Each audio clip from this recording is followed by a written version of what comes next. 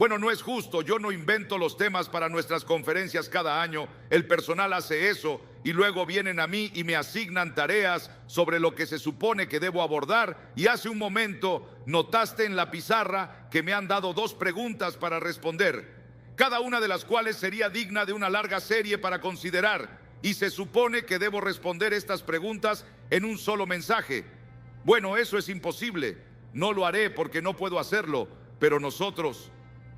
Les daré una pequeña introducción a estas preguntas, y la primera de las preguntas es, ¿qué es el mal? La segunda pregunta es, ¿de dónde vino? Pero la primera parte de la pregunta es, ¿qué es el mal? Y mi respuesta inmediata a eso en estilo presidencial es decir que depende de cuál es el significado de es. Ahora, eso realmente no es una broma. Lo digo en serio, porque hay diferentes maneras en las que usamos el verbo es como verbo ser, y cuando estamos lidiando con la cuestión de qué es el mal, nos enfrentamos inmediatamente a la cuestión de si el mal realmente existe. Esto podría parecerles extraño, pero mi primera afirmación esta mañana es que el mal no lo es. ¿Por qué? Porque el mal no es nada. ¿Voy demasiado rápido? El mal es nada, a menos que piensen que he caído en la ciencia cristiana, una religión que no es ni cristiana ni científica, donde la realidad del mal se niega por completo y se considera una ilusión. Quiero aclarar a qué me refiero cuando digo que el mal no es o que el mal es nada. Antes de hacerlo, permítanme contarles la historia de una ocasión en la que me pidieron que debatiera con un portavoz de la ciencia cristiana sobre esta cuestión de la naturaleza del mal. Y la posición de mi oponente ese día era que el mal es una ilusión, y por eso, en el transcurso de esa discusión, le hice una pregunta. ¿Pensaba que yo era una ilusión? ¿Era yo un higo de su imaginación? Y él declaró que no creía que yo fuera una ilusión, consideraba que yo era real, y le dije, realmente estamos teniendo esta discusión aquí, y yo digo que el mal no es una ilusión, y tú dices que es una ilusión, y mi pregunta simple es esta: ¿crees que es bueno que esté diciendo que el mal no es una ilusión? Él dijo que no. Dije, bueno, si no es bueno lo que estoy diciendo, entonces debe ser malo. Así que aquí hay un ejemplo de un mal que no es una ilusión. Y de alguna manera fue cuesta abajo después de eso. Pero, ¿a qué me refiero cuando digo que el mal no es nada? Lo que quiero decir con esto es que estoy tomando la palabra nada y descansando en su derivación etimológica, donde el término nada proviene de la combinación de un prefijo negativo y un sujeto.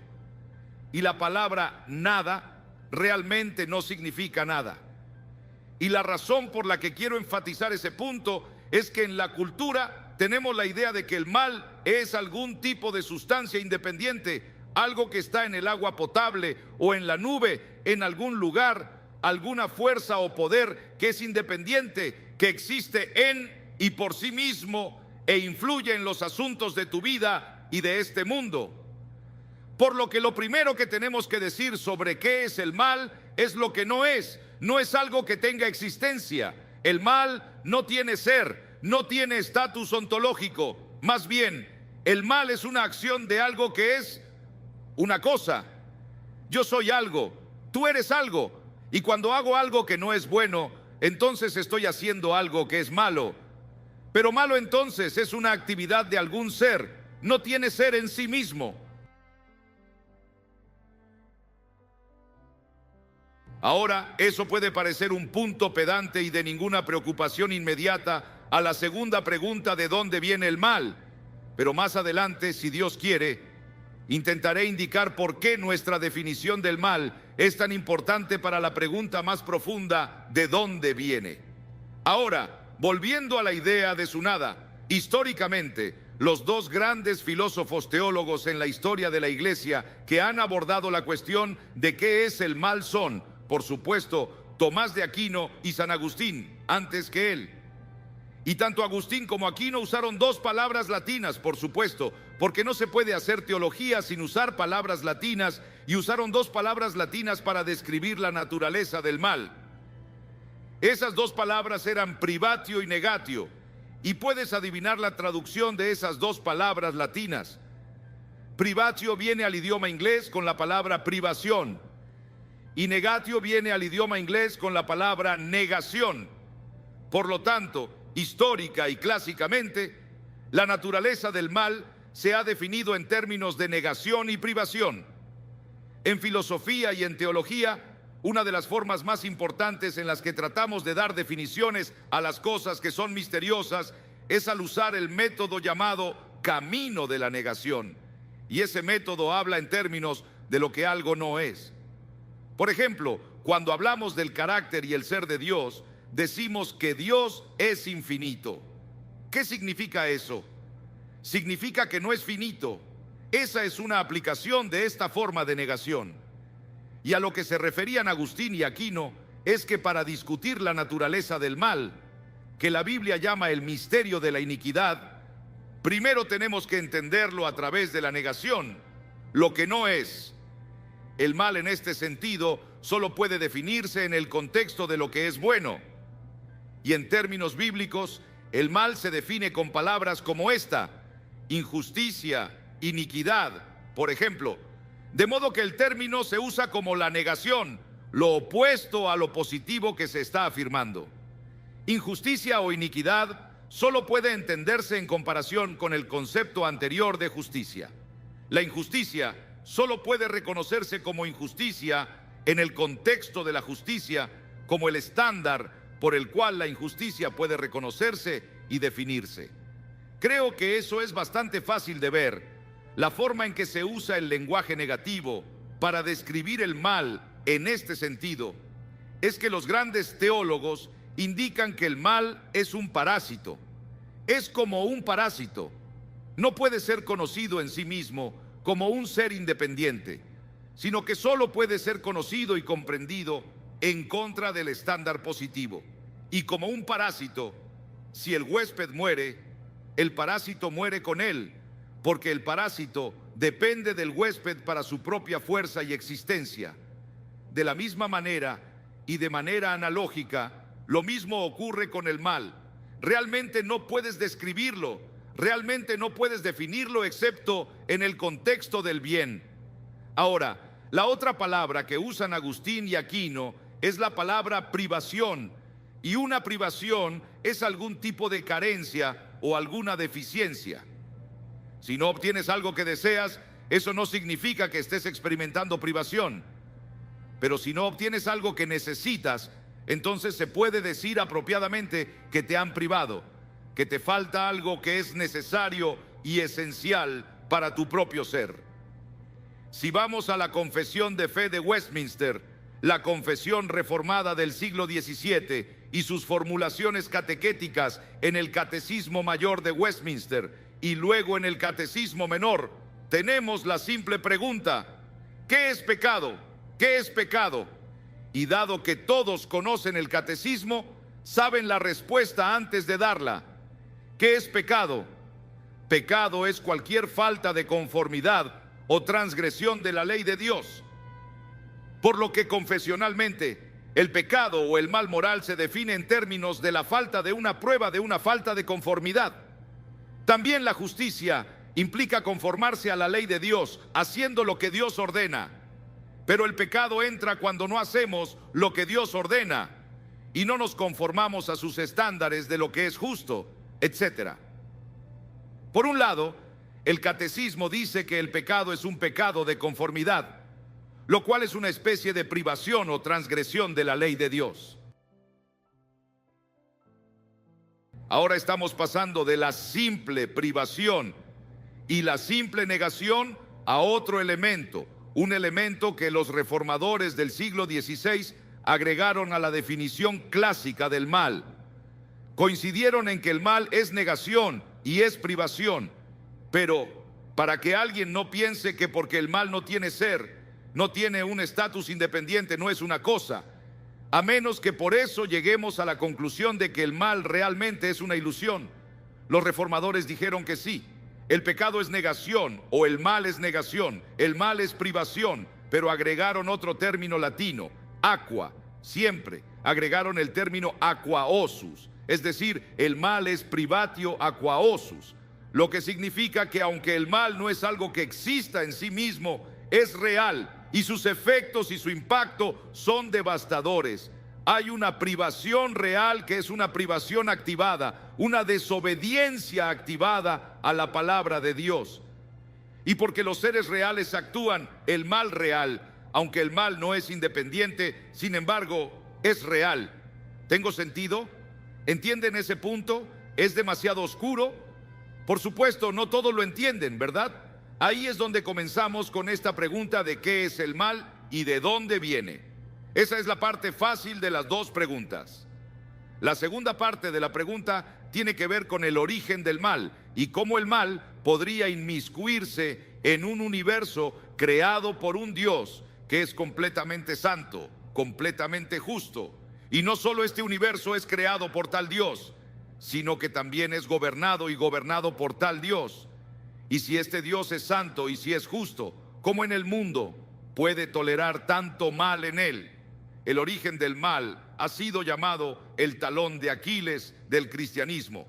Y ese análisis o esa analogía va de regreso a la Ilíada y a la batalla de Troya, donde Aquiles solo pudo ser herido en un lugar, y fue en la parte posterior de su talón, que era la única parte de su cuerpo que no estaba protegida por su armadura.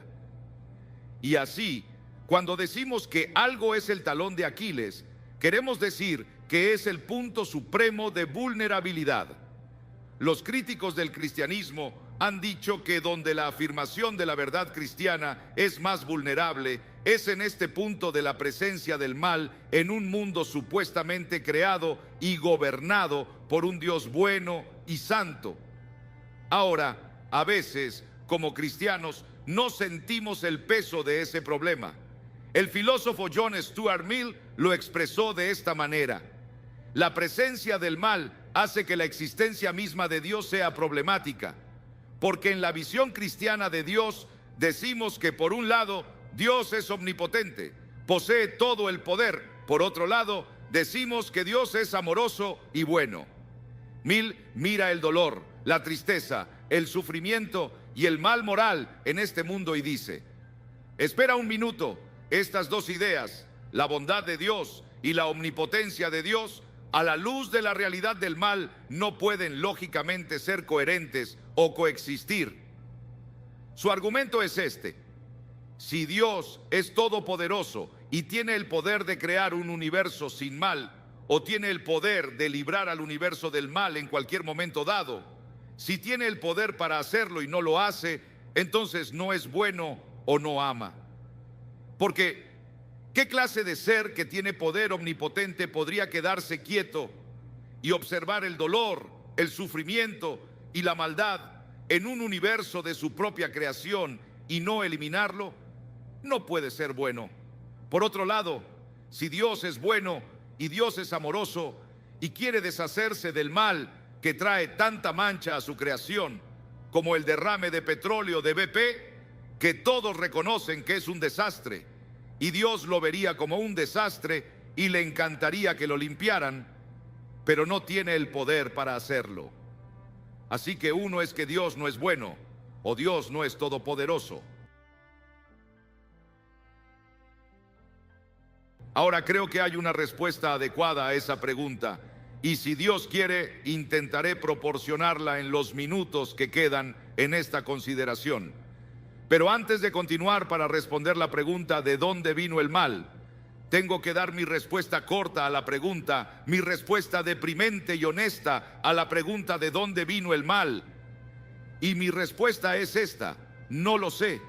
Así que tal vez sea hora de sentarme y callarme, Pero lo que quiero hacer en el tiempo que queda es decirles por qué no lo sé.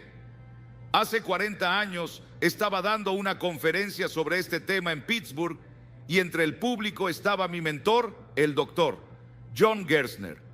Él me escuchó decir en esa ocasión estas cosas: dije que no sé explicar el origen del mal, y que lo más que puedo decirles es que estoy seguro de que en este mundo nunca podré responder esa pregunta. No conozco ningún filósofo o teólogo que haya respondido al menos satisfactoriamente a mi mente, y estoy seguro de que no voy a ir más allá de las ideas de Agustín, Aquino, Calvino, Lutero, Edwards y el resto que han luchado con esto. Cuando terminé, mi mentor me llevó aparte y se sintió algo dolido y visiblemente irritado conmigo. Le pregunté cuál era el problema y él dijo: el problema es tu arrogancia. Dije: ¿mi arrogancia? ¿Qué hice? Él respondió: le dijiste a esta gente que no sabías de dónde venía el mal y que no podías explicar el problema, y eso está bien, pero solo tienes 30 años y asumes que ya has alcanzado el punto de saturación de todo el conocimiento que adquirirás en tu vida. ¿Cómo sabes, R.C. Sproul, que no podrás resolver este problema mañana? Le respondí que porque Agustín no pudo hacerlo, Aquino no pudo hacerlo, Edwards no pudo hacerlo, y él mismo tampoco pudo hacerlo. Esos tipos son mucho más inteligentes que yo, y estoy tratando de decirte que no creo que haya muchas probabilidades de que vaya a resolver un enigma que ellos no pudieron resolver. Bueno, nuevamente, me reprendió por mi arrogancia al asumir que ya había alcanzado mi propio pináculo de conocimiento y que tal vez algún día podría responder bien a la pregunta. Para defender los comentarios que hice hace 40 años, todavía no sé la respuesta a esta pregunta, y no por falta de intentarlo. Lo que esta pregunta exige, filosófica y teológicamente, es una teodicea adecuada. ¿Para cuántos de ustedes es la palabra teodicea una palabra nueva o una palabra que les resultaría difícil de definir? Gracias. Vale, vamos a aprender una nueva palabra hoy. La palabra teodicea proviene de una combinación de dos palabras bíblicas muy importantes.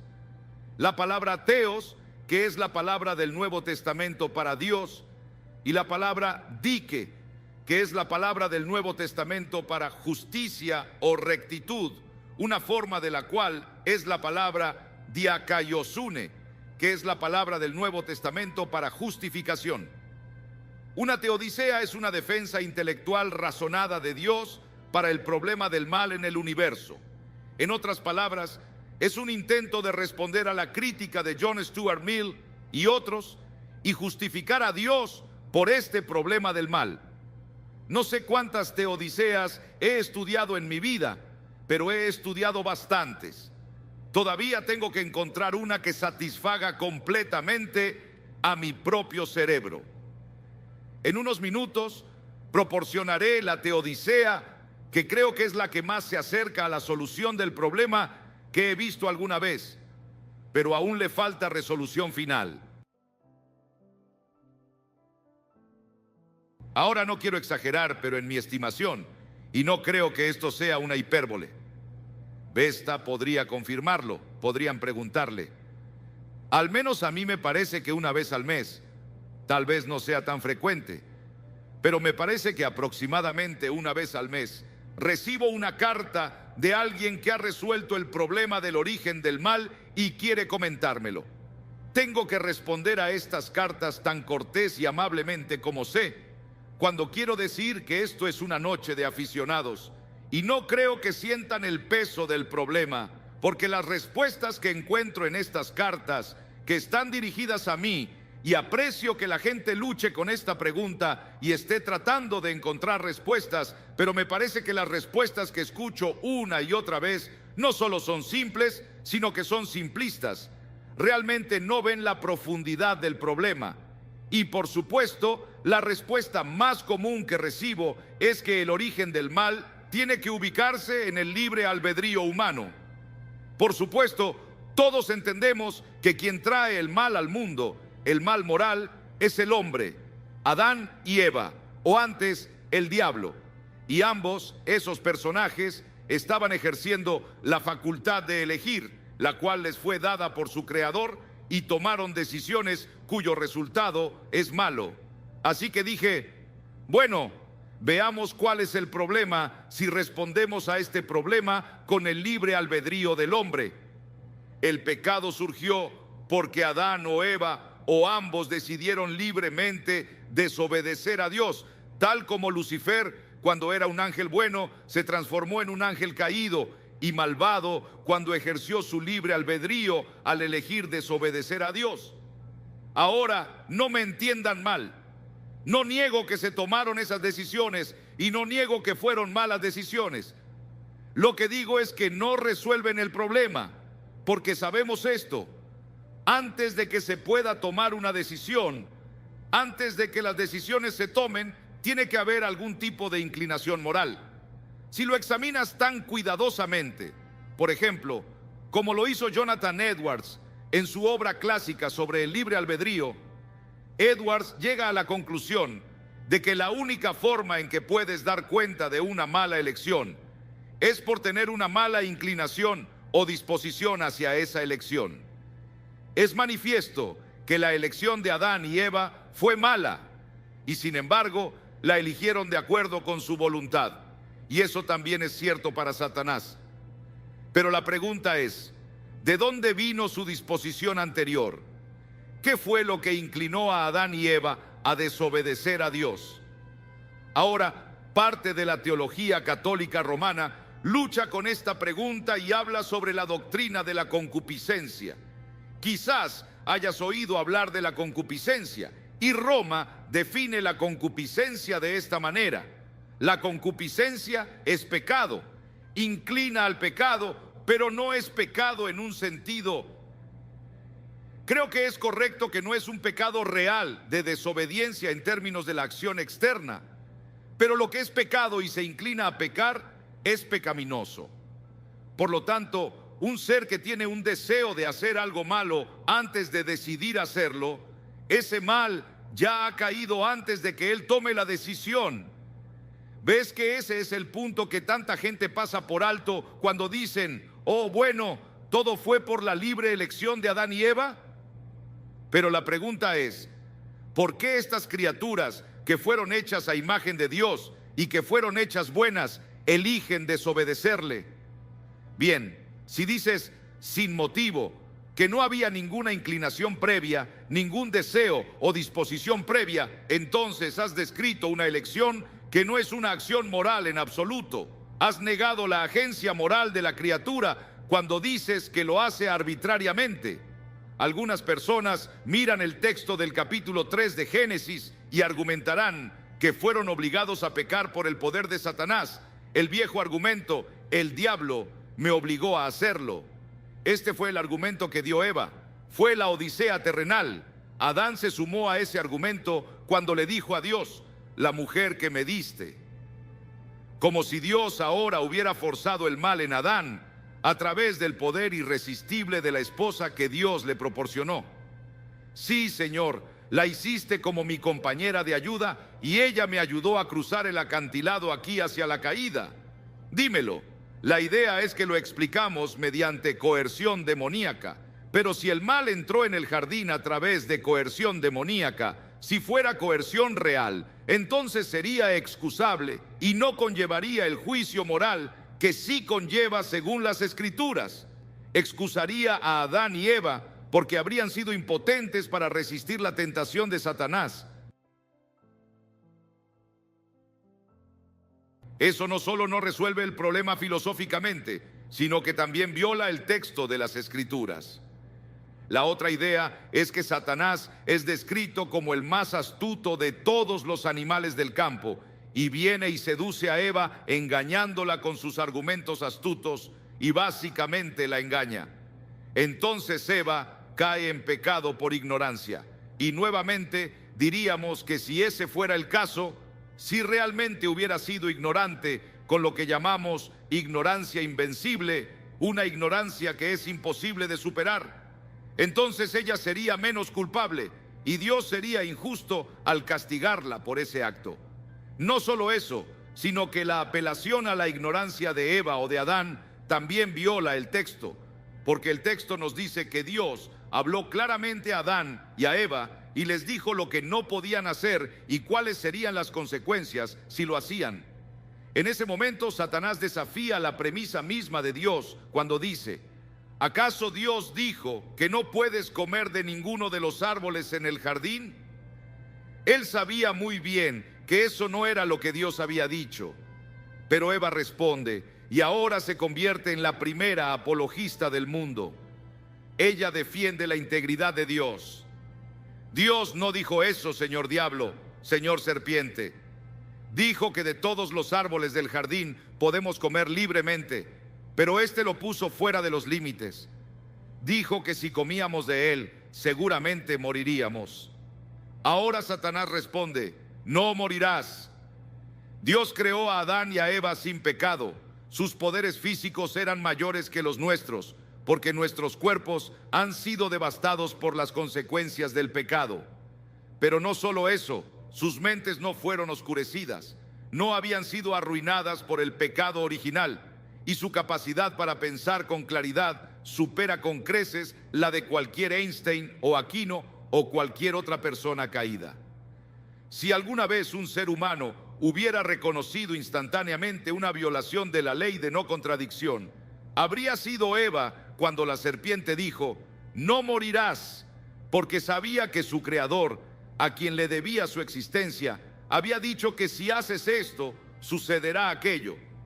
En cambio, Satanás viene y dice que si haces esto, no sucederá aquello. De modo que la serpiente inicialmente es sutil, pero luego se deshace de la sutileza y ataca directamente la integridad y veracidad de Dios. Y Eva lo acepta. Por lo tanto, no puede decir que no sabía que el arma estaba cargada. No puede apelar a la ignorancia por su pecado. Así que el engaño de Satanás a nuestros primeros padres humanos no los excusó, porque eran moralmente capaces y culpables de reconocer la contradicción a la palabra de Dios y no obedecer la mentira en lugar de la verdad. Esa explicación entonces cae por su propio peso. ¿Qué nos queda? Como ustedes saben, el teólogo suizo Karl Barth llamó al problema del mal la única posibilidad imposible, lo cual es una afirmación contradictoria, es una afirmación sin sentido. Bueno, en ese caso, Barth no estaba simplemente practicando su herramienta favorita del pensamiento dialéctico o el uso de la paradoja para dejar claro que entendía que el mal tenía que ser posible o no podría haber sucedido, pero no podemos encontrar ninguna manera en la que fuera posible. Parece, al menos en la superficie, que era imposible y sin embargo sucedió. Y es por eso que lo llama una posibilidad imposible. Esa es su manera como teólogo de levantar las manos y decir, me rindo, no sé. El doctor Gerstner le habría dicho al doctor Barth, todavía no has muerto, Carl. No te rindas tan fácilmente o estarás rindiéndote a la misma arrogancia que este joven en Pittsburgh ha sufrido. Bueno, una de las teodiceas más fascinantes jamás producidas sobre esta cuestión fue desarrollada por un filósofo alemán llamado Gottfried Wilhelm Leibniz. Y la famosa Teodicea de Leibniz dice algo como esto. Él distingue, en primer lugar, entre tres tipos diferentes de mal. Hay mal metafísico, mal físico y mal moral. Ahora todos saben qué es el mal físico. Es Katrina, es el terremoto, es la enfermedad que los asola. Decimos, eso es algo malo. El doctor nos dio malas noticias hoy sobre nuestra salud. Es maldad física, pero el mal físico no es mal moral, aunque bíblicamente hay una conexión. Lo que él quiere decir con mal metafísico es imperfección metafísica. El único ser perfecto que existe es Dios. Él es perfecto en todos sus atributos. Dios es autoexistente, eterno, inmutable, omnisciente, todo lo demás. Y ni siquiera Dios puede crear otro Dios. Dirás, bueno, Dios puede hacer cualquier cosa. No, Dios no puede ser Dios y no ser Dios al mismo tiempo y en la misma relación. Dios no puede construir una roca tan grande que no pueda moverla, ni puede Dios crear otro Dios. ¿Por qué no? Porque el segundo Dios sería, por definición, una criatura. no sería autoexistente, no sería eterno, sino que sería eternamente dependiente del primer Dios. Por lo tanto, cualquier cosa que Dios cree debe ser, por naturaleza de las cosas, menor que Él. Eso no es una gran noticia. La Biblia hace esta distinción absoluta entre creador y criatura. Leibniz está diciendo que Dios podría haber creado el mundo de muchas maneras diferentes, pero no importa cómo creó el mundo sería, por definición, imperfecto metafísicamente, porque no alcanzaría el ser de Dios mismo. Entonces, Leibniz dice que el mal metafísico da lugar al mal físico y juntos producen el mal moral. Es un argumento inteligentemente construido, pero en el análisis final hace a Dios, por necesidad, el autor del mal, y también da la excusa definitiva para nuestro pecado. ¿Qué esperas de mí? Soy finito, no soy tú, y como soy finito, condicionado y derivado, moralmente caigo fuera de necesidad. El argumento de que pecamos porque somos finitos no solo se da en este contexto. Paul Tillich recurrió a él, y la filosofía del proceso también lo usa. Lo ves una y otra vez en muchas formas, tamaños y contextos diferentes. Y es una de las respuestas más frecuentes que recibo de las personas que me escriben cartas diciendo que la razón por la cual el pecado vino al mundo es porque somos finitos. Y si somos finitos, no solo somos propensos a pecar, sino que es inevitable que pequemos. Intento señalarles que si el pecado es una consecuencia necesaria de ser finito, entonces es excusable. ¿Cómo puede Dios aún encontrar fallas en nosotros? Fue Voltaire quien escribió el librito Cándido, en el que escribió una sátira en respuesta a la Teodicea de Leibniz. Si alguna vez lees Cándido, conocerás al personaje que es visto como una especie de ingenuo llamado Doctor, Pangloss.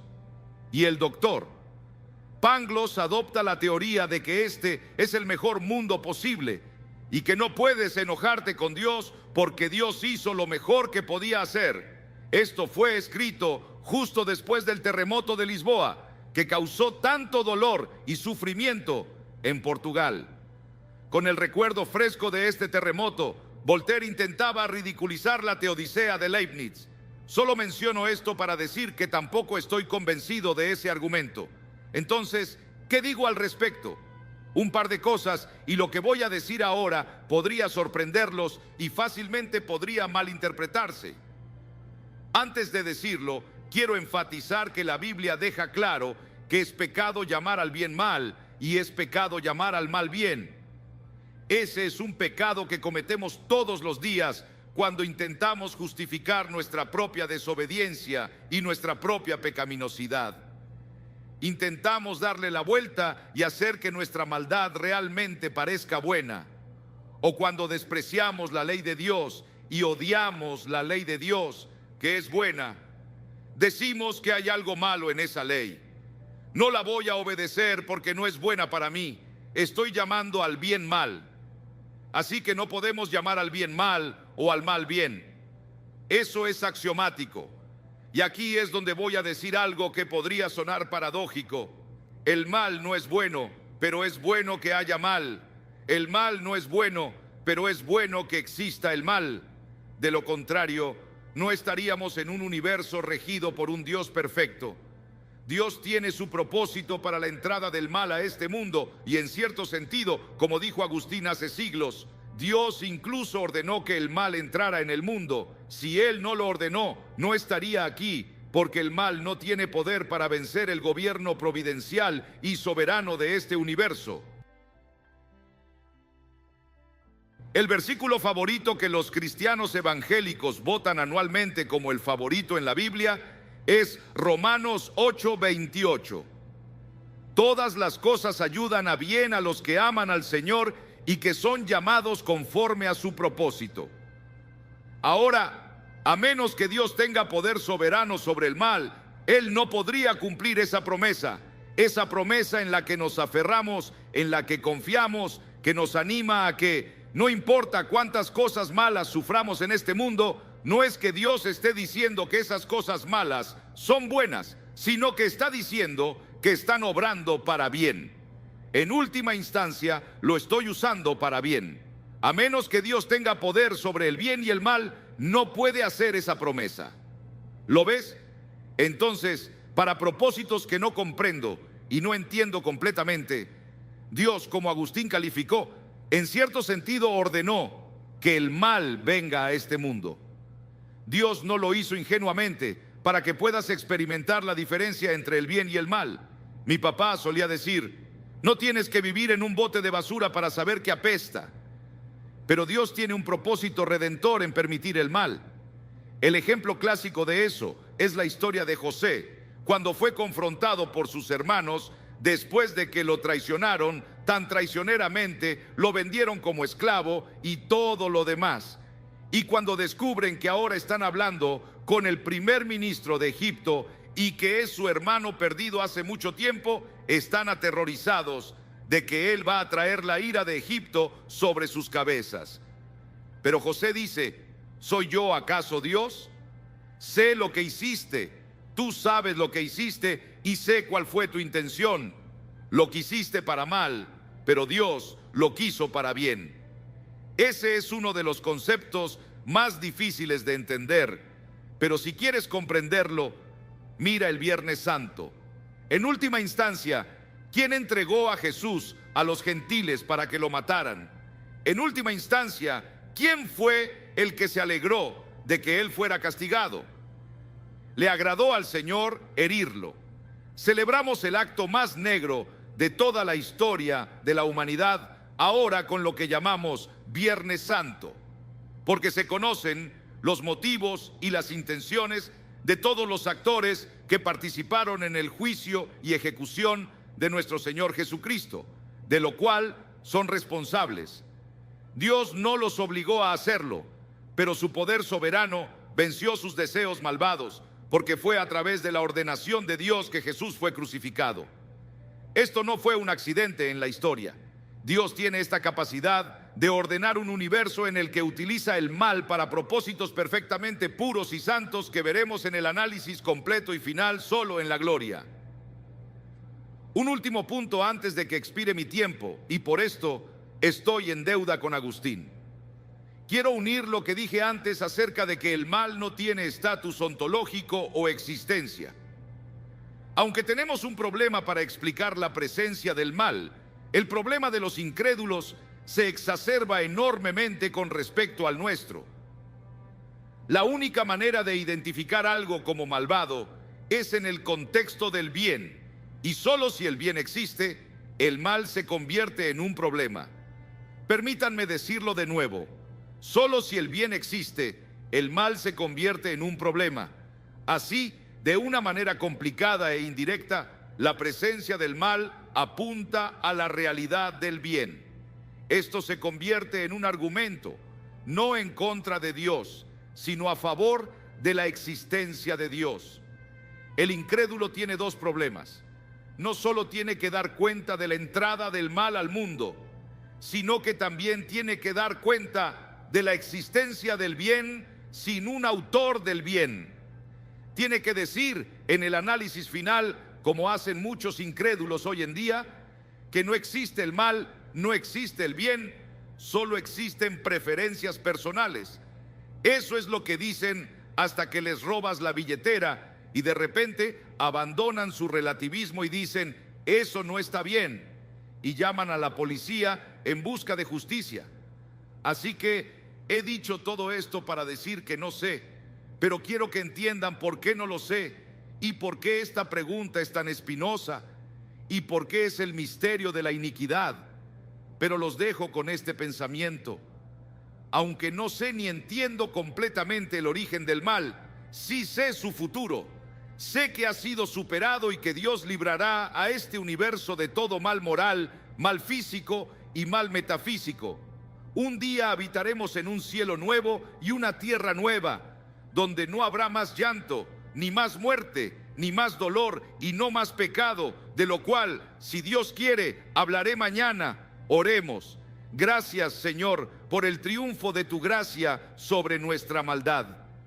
Perdónanos cuando atribuimos a ti alguna mala acción que nos disculpa, porque sabemos que ni siquiera lo que tú ordenas excusa nuestros actos de intención contra ti y contra tu amado. Y aunque luchamos con esta cuestión del mal, no luchamos con la cuestión del bien y no luchamos con la promesa que nos has dado y que has demostrado adecuadamente en la historia de tu triunfo final sobre nuestro mal. Te damos gracias por esto en el nombre de Cristo. Amén.